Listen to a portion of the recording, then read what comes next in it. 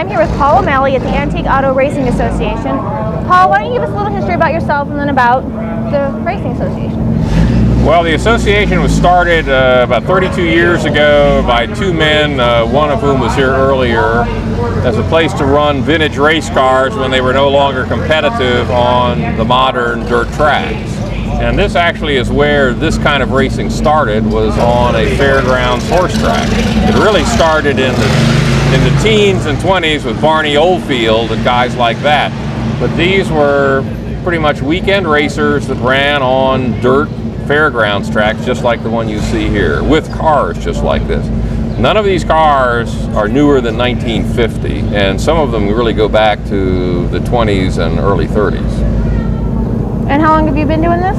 I started with this club in 1994. I had a race car that I had put together earlier, and I met these fellows at a race when they all came east and ran at another track. And I met these fellows then, and I joined up, and I've been here ever since. Now, how many times, this is a traveling association, right? How many Yes, times it a year? is. We run 5 times a year, all at fairgrounds like this, and all in Ohio at the moment. You plan on going elsewhere eventually, getting bigger? We have run at other tracks. We ran up in Michigan at a few tracks up there, but we pretty much have been sticking to Ohio about the past 4 or 5 years. Very good. Well, it's been a lot of fun.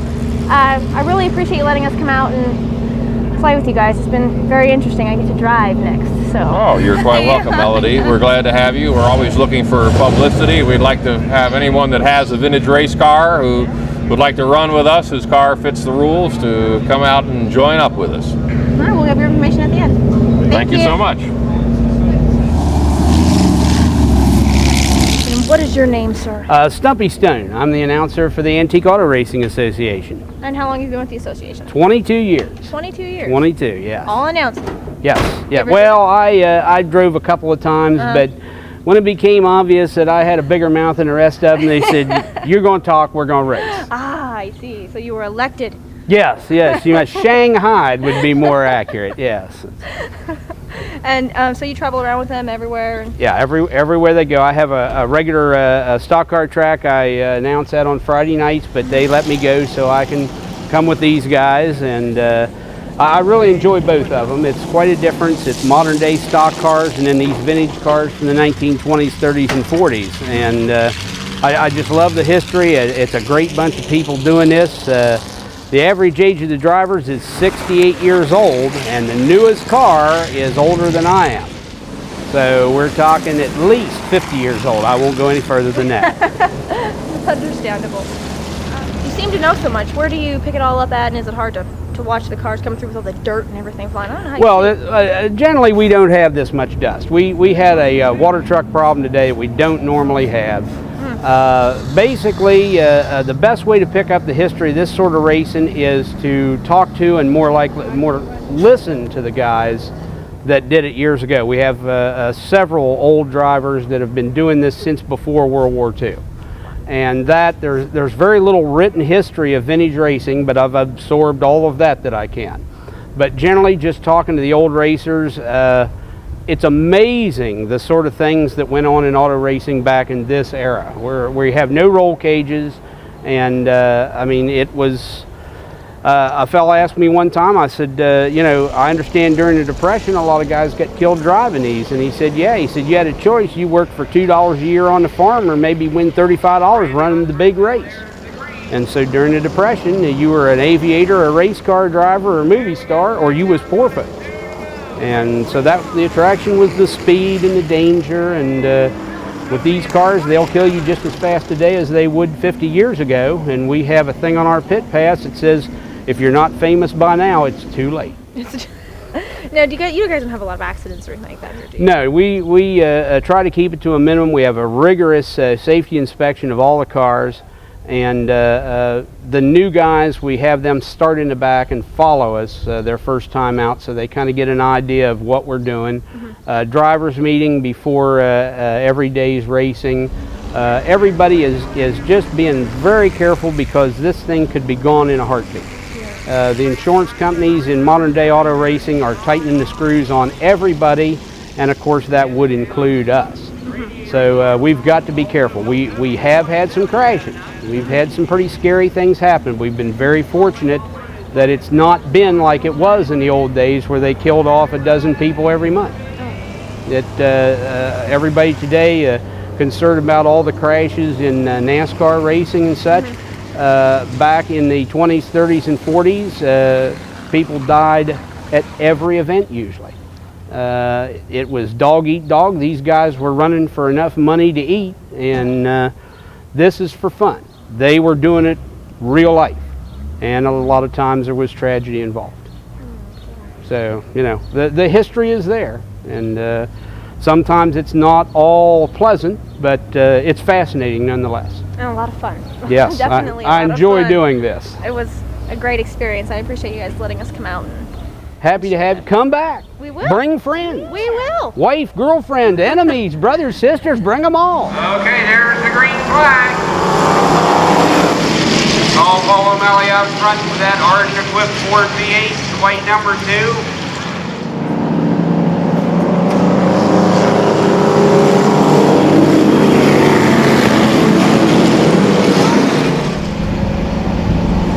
We got Tall Paul on the inside, Tony Slom on the outside. Now here comes Steve looking for room in the middle.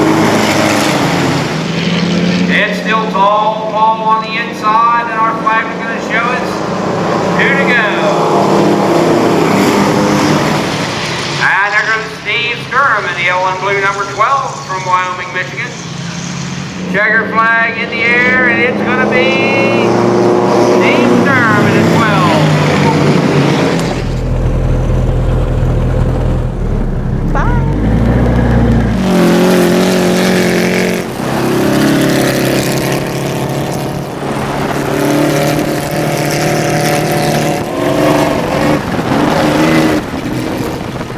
We needed a before and after, you know. Before she was clean. Now we got Now to hose her not so down. clean. I'm spitting out half the racetrack. And just think what else races here. Horses. Nice. Beautiful. So it's not just dirt. Gotta see your eyebrows. Why don't you tell us like your full name and about your car? Well, my name is Tom McNellis. I'm from Barberton, Ohio. I've been taking pictures with this group now for about 10 or 12 years, and I got the bug and I had to build one. I like the Speedsters because there's 2 men and you can take your wife with you for a ride, and basically it's a replica of a Model T Ford. But it uses a Model A engine, Model A driveline, but everything else is a Model T, the frame and everything like that. And there we go. Those are old stripped down Model A's out there. I like the looks of a Model T, and that's the way I put it together. Took me about 5 years to build it, and I've been running it about 6 years now, and just having a ball. Tom McNellis making a move now in the red 47, moving up into the 2nd spot. Tommy McNellis from Barberton out front now. It was a lot of fun riding. It was a lot of fun. Dusty, isn't it? Yes, it's very dusty, but I ate like a pound of dirt. But other than that, it was a lot of fun. Well, the old-time race drivers, they were out there eating as much dirt and gravel as they could. If you talk to some of the old-time race drivers, they raced in t-shirts and their arms are just covered with scratches and pits from the rocks flying up. Yeah. These guys were going a lot faster than we were. Yeah, actually a rock did hit me in the head. So I felt that. It's not uncommon. I mean, those guys that have rocks hit them in the face and they'd be bleeding at the end of the race and stuff. They were tough old guys in those days. Yeah, no blood today, thank God. Just a lot of dirt. That 2nd spot. Coming back on the inside, that black 54, that Mercury V8 on alcohol, and he takes the lead. 2 to go.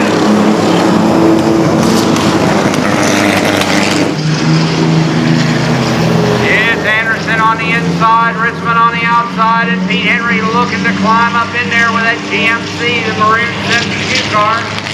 It's Don Anderson on the inside, the black 54, Paul Richmond on the outside, the blue 51. Richmond with a little bit of a lead as they come out of turn 2. Anderson tries to reel him in down the backstretch. Looking for the checker flag, it's in the air this time. Henry loses just a bit, it's going to be... I'm not sure who it's going to be. Saturday is more of a practice day and a day to work out the bugs, but we still run a full schedule.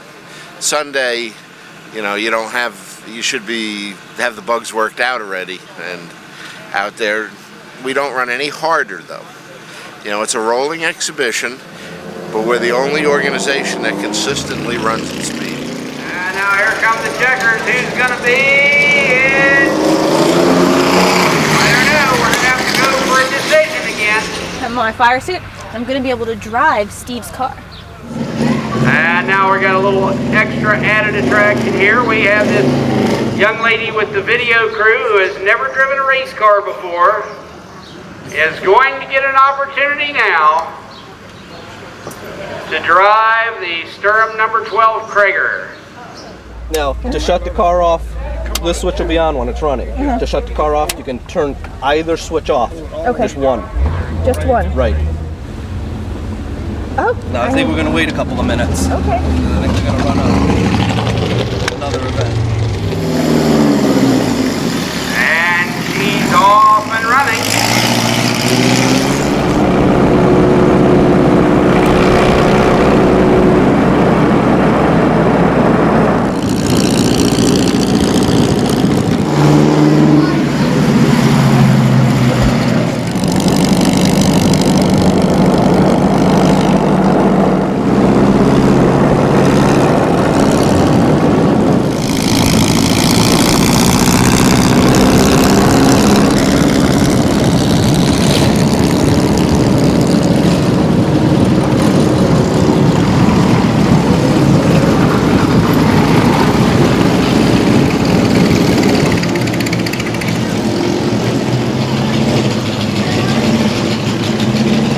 Wanted to go really fast, but didn't think I should. It's not my car. Definitely addictive. Fun sport. Everyone should definitely try it.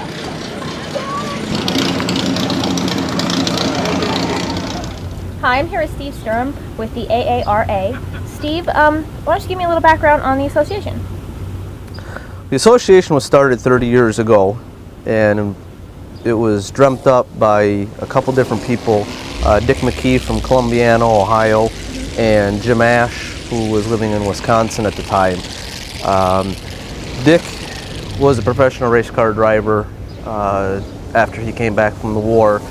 He did a lot of midget driving and such like that. He also worked in the other people's shops building cars, etc. And Jim was a collector of vintage race cars and vintage race car parts. And the premise was after these drivers retired, they had nothing to do. And after the cars were outdated, there was no place for them to go. So they formed the Antique Auto Racing Association to give the drivers that were retired, or the people that didn't want to be a professional driver but still want to do some sort of racing, a chance to come out and do some exhibition racing at speed, wheel-to-wheel racing, along with bringing the cars back out that were outdated, could no longer be used at modern facilities and be competitive, or didn't meet technical requirements. So the AARA is just one club. Do you know how many clubs there are in the United States nationally? They're nationwide, and therefore several different types of cars. The AARA, our guidelines restrict cars. All of the cars that compete with the AARA have to be built before 1950, and they all have to have 1948 or earlier domestic engines. There are several associations starting on the East Coast and working all the way across to the Pacific Ocean that have similar standards, but none just like us. A lot of the clubs are allowing newer cars that have modern V8 engines or cages and wings. One of the big push right now are stock cars. NASCAR is very popular, so the vintage stock cars have become very popular, and there's a lot of associations sprouting up for those. We are the only association in the country that we come in, we rent the fairgrounds, we have insurance, we have our own push truck, our own water truck, we hire the local EMS service. We are the show. We are the only association that comes in and is the event. There are a lot of other associations that will go to modern racetracks and put on static displays and then maybe run some parade laps for the crowd. We do not do that. We are our own show. And the AARA is based primarily in the Midwest, the Ohio, Western Pennsylvania, Ohio, Indiana, and Michigan area, and then, like I said, there are clubs that start right on the East Coast and work all the way across to the Pacific Ocean. Now, how many members are in the AARA? Right now in the AARA, there's approximately 300 members, and there's approximately 50 active members. Active members? Now, what kind of maintenance and how much does it cost to keep one of these cars going or even restore one? To restore a car can get very costly. A lot of these cars can be historied right back to the day they were built. Sometimes the constructor is still alive. People who help build the car work on the car. So they can be built just like they were built originally.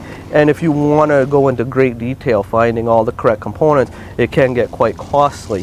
Some of the then and even now exotic equipment, some of the Offenhauser engine by itself is quite an exotic piece of jewelry that is quite costly to purchase and rebuild. You know, we're talking, you know, $20,000 to $25,000 for a rebuilt Offenhauser engine ready to go. Some of the cylinder heads for the Ford 4-cylinders are you know, in the $5,000 to $10,000 range. To do an overall restoration on a somewhat historied car, or even a historied car, if you can do a lot of the work yourself, you're still going to look probably the $30,000 to $50,000 range. Wow. And cars can be bought, you know, historied, not historied, with exotic equipment, without exotic equipment, for anywhere usually between about $12,000 and $50,000. Depending on history is a big part. The paperwork that goes along with the car is sometimes more valuable than the car itself. The maintenance on these, it's a good weekend when we go home if we didn't wreck anything and we didn't break anything. That means minimal maintenance when we get it back to the shop. It's just routine maintenance as you would do on your passenger car vehicle, you know, oil changes, greasing, such like that. There have been occasions where we've broken some major components and it means long nights getting it ready for the next event and spending some money. It depends on the severity of the problem, you know, dictates the cost a lot of times.